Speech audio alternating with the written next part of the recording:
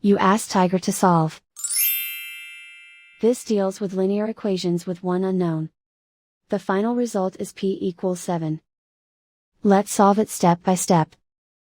Group all constants on the right side of the equation. Add 2 to both sides.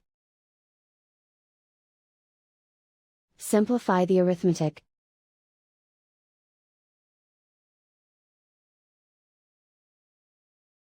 Isolate the p. Divide both sides by -5. Cancel out the negatives. Simplify the fraction.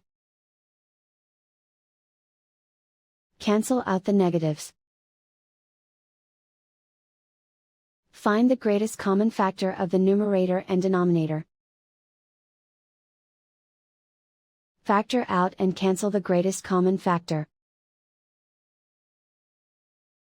And so the final result is p equals 7.